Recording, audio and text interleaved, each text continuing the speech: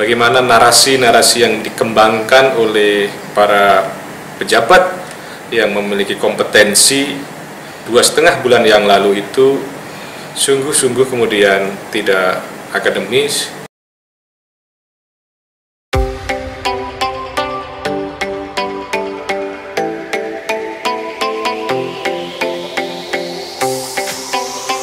Kawan-kawan, saat ini kita berada di Universitas Al-Azhar Indonesia.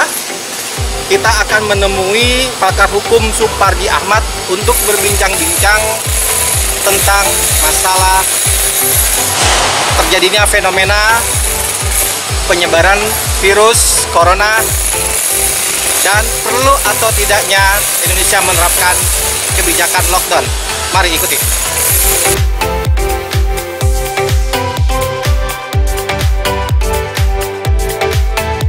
Bersama saya saat ini Bapak Supardi Ahmad. Dia adalah pakar hukum dari Universitas Al-Azhar Indonesia. Baik, Prof, kita akan tanyakan soal masalah lockdown. Apakah dalam perundang-undangan sendiri itu dikenal istilah lockdown?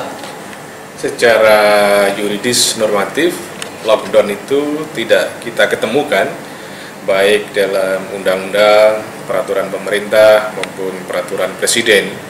Itu adalah suatu istilah populis, suatu istilah sosiologis yang kita gunakan untuk merepresentasikan sebuah kebijakan menutup atau kemudian membatasi orang keluar dalam rangka situasi darurat kesehatan misalnya.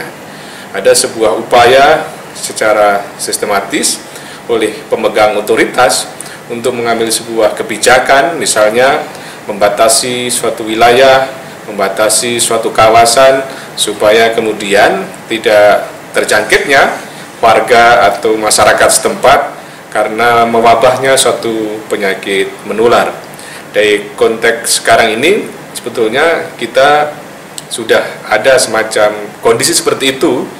Setidak-tidaknya sudah terjadi sama seperti semi lockdown ya. Bagaimana kemudian ada pembatasan orang keluar, orang bekerja di rumah, belajar di rumah, tetapi belum sampai pada level lockdown. Jadi kemudian kita posisikan semi lockdown atau kemudian slowdown ya, supaya kemudian ada kerjasama yang baik semua warga bangsa ini untuk bersatu padu mengatasi mewabahnya penyakit COVID-19 ini, mengingat memang sampai saat ini belum ada satu mekanisme yang efektif untuk mengidentifikasi mewabahnya itu, menularnya itu, dan kemudian bagaimana untuk mengatasi salah satunya dengan mekanisme membatasi ruang gerak warga itu supaya tidak menular ke mana-mana. Pak Surya sendiri memandang terjadinya fenomena COVID-19 ini terhadap bangsa Indonesia, terhadap khususnya terhadap rakyat Indonesia seperti apa?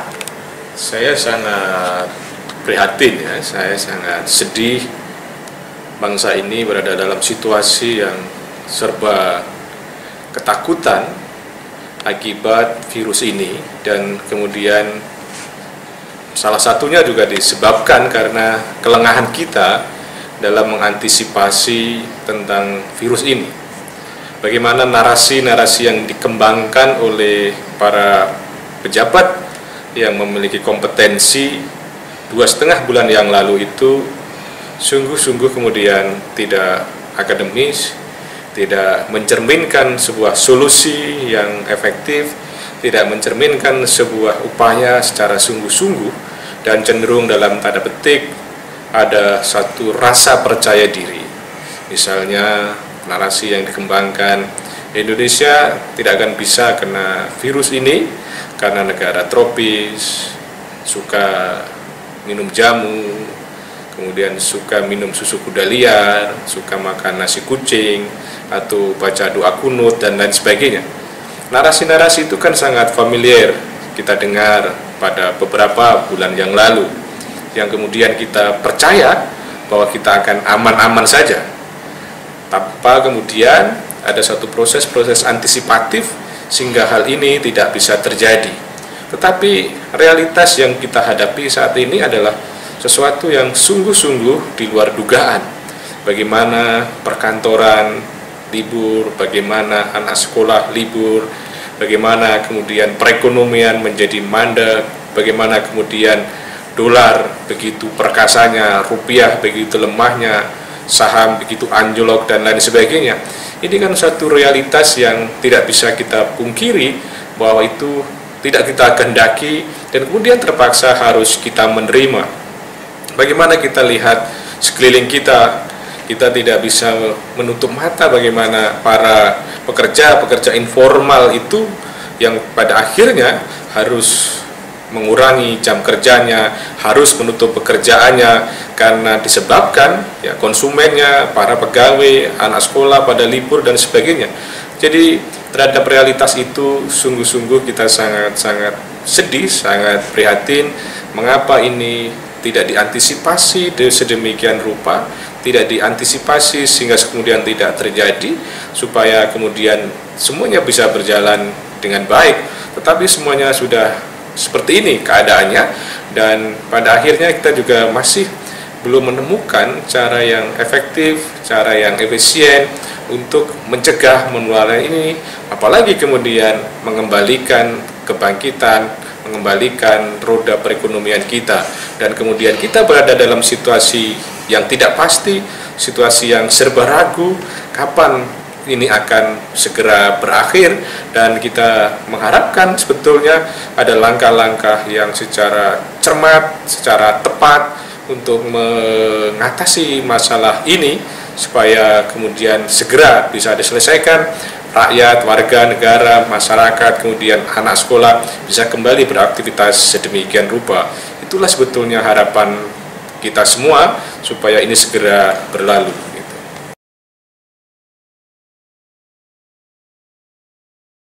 Pak, sebelum munculnya istilah lockdown, sebelumnya muncul istilah namanya social distancing. Nah, mungkin kawan-kawan semua ini pengen tahu nih, apa perbedaannya antara lockdown dengan distancing itu? Ya, perbedaannya sangat mendasar.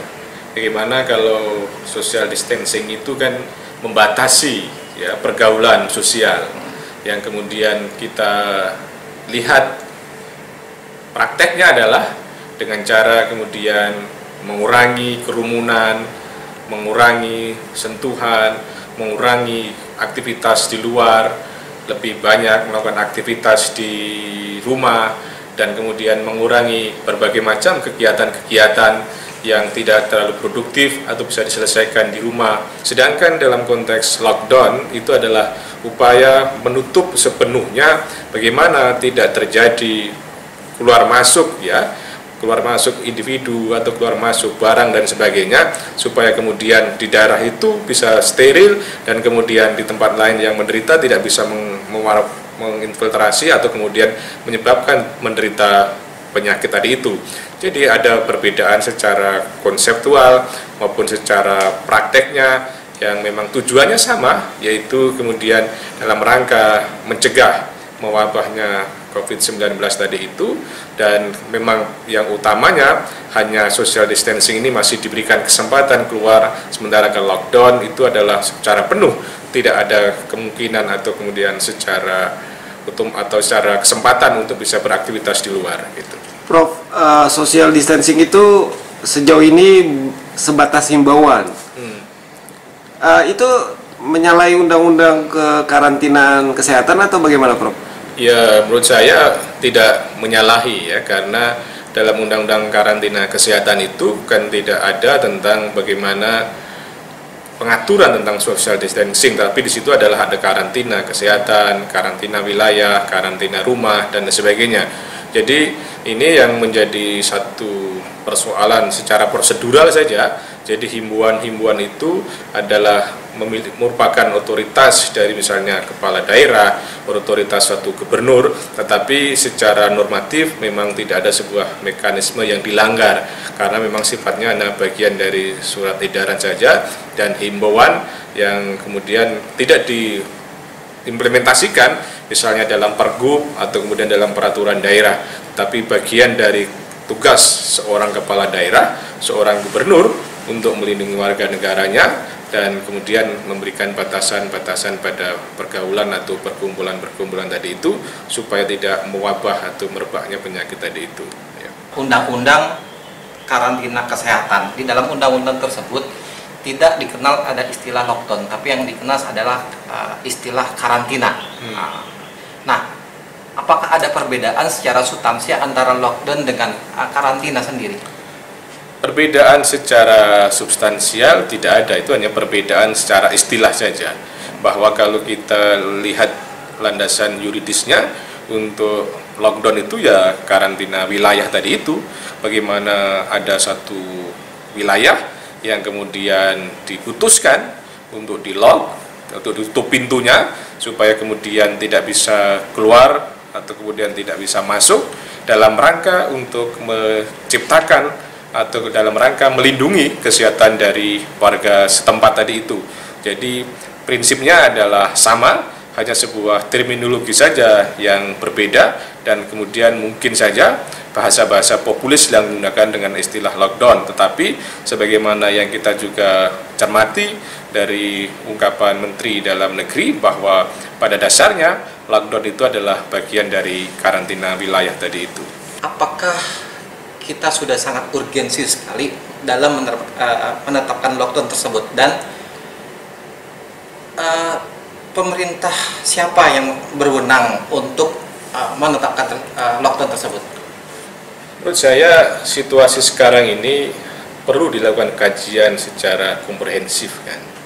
Setelah pada fase kita berada dalam semi lockdown ya, dengan bekerja di rumah, belajar di rumah, dan lain sebagainya, atau kemudian kita berada dalam situasi slowdown ini, bagaimana sebetulnya efektivitasnya terhadap pencegahan mewabahnya COVID-19 tadi itu?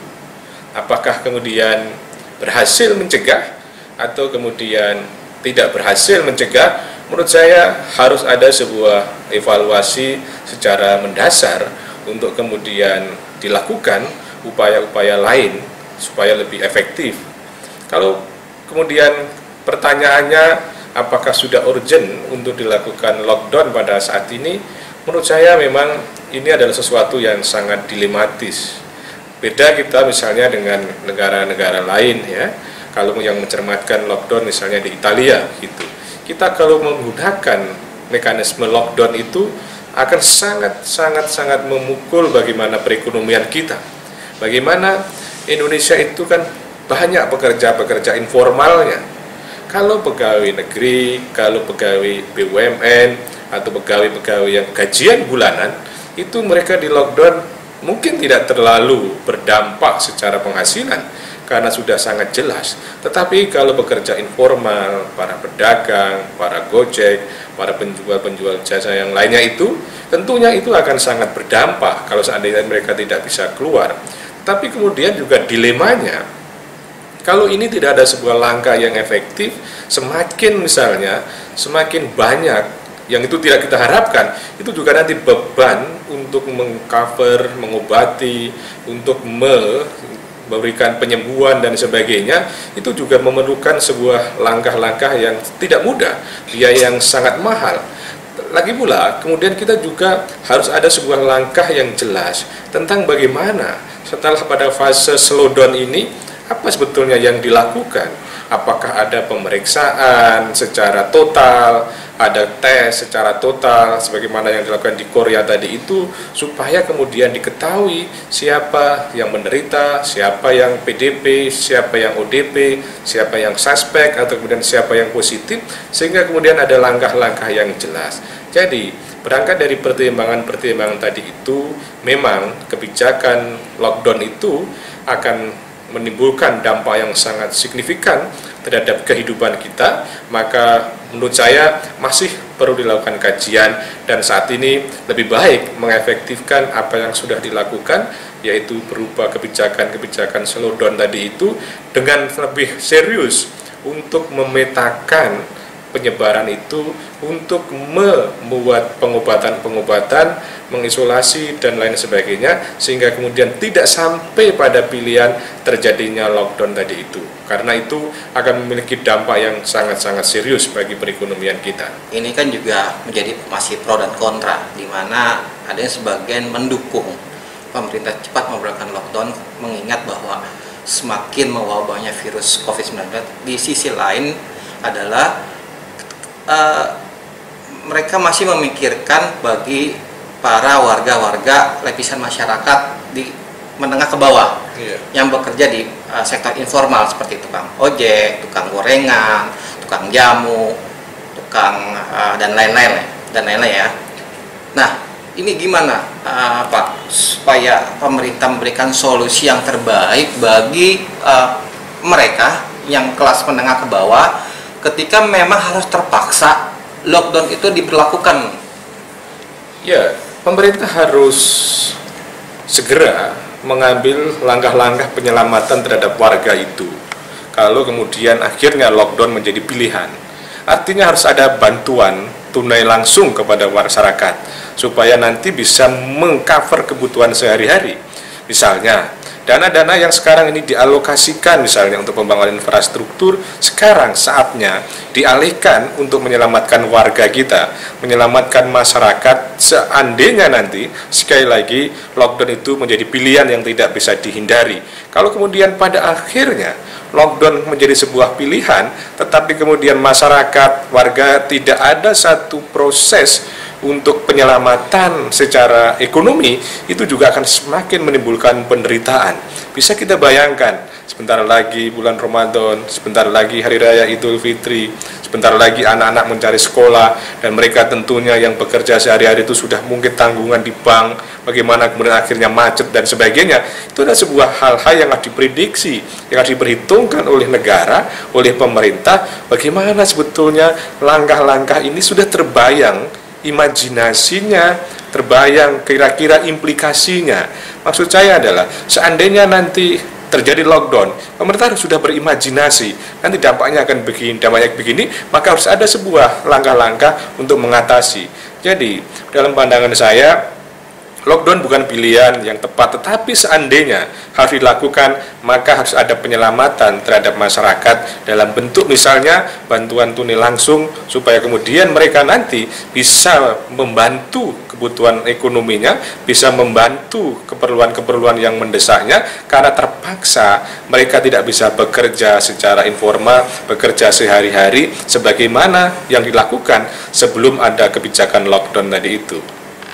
Jadi bagaimana Pak kesimpulan dari hasil yang barusan kita bicarakan tadi, diskusikan tadi? Pertama, saya ingin menggarisbawahi bahwa kondisi ini harus segera ada satu langkah yang jelas, langkah penyelamatan yang pasti, langkah penyelamatan yang efektif dan efisien, langkah yang bisa menenangkan warga masyarakat. Negara harus hadir.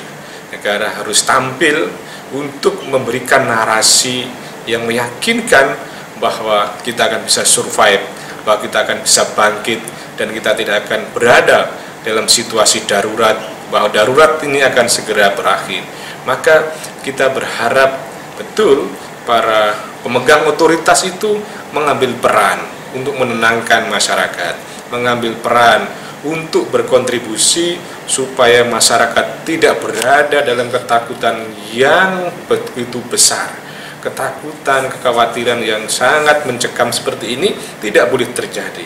Kita tidak hanya berharap pada presiden, para menteri, kita juga menginginkan para anggota dewan, DPRD, DPR RI untuk tampil, para tokoh-tokoh bangsa, tokoh-tokoh umat juga tampil, supaya kemudian hadir kepada masyarakat, memberikan penenangan, memberikan pencerahan bahwa sekali lagi kedaruratan ini akan segera berakhir. Yang kedua adalah bahwa berkaitan dengan manajemen tentang darurat kesehatan ini sudah ada di Undang-Undang Karantina Kesehatan 6 2018. Bagaimana pembagian peran, bagaimana prosedur dan lain sebagainya, itulah yang menjadi pedoman dan dasar untuk mengatasi masalah ini. Yang diperlukan sekarang adalah adanya kerja bersama antara pusat dengan daerah, adanya sinergi, adanya harmoni antara pemerintah pusat dengan pemerintah daerah, yang kemudian itu untuk mengatasi persoalan yang sedang kita hadapi sekarang ini. Kemudian menurut saya yang ketiga yang perlu digarisbawahi bahwa dalam rangka mengatasi persoalan ini memang harus ada evaluasi day to day yang kemudian itu memberikan sebuah perbaikan. Jangan sampai kemudian yang dipublikasi adalah hanya update data, hari ini sekian, dan sebagainya. Saya kira ini bukan sesuatu yang menimbulkan penenangan, tetapi yang diperlukan adalah bagaimana evaluasi yang dilakukan oleh pemerintah hari per hari, bahwa kita sudah melakukan ini, sehingga kemudian masyarakat tumbuh rasa percaya diri bahwa ini akan segera diatasi.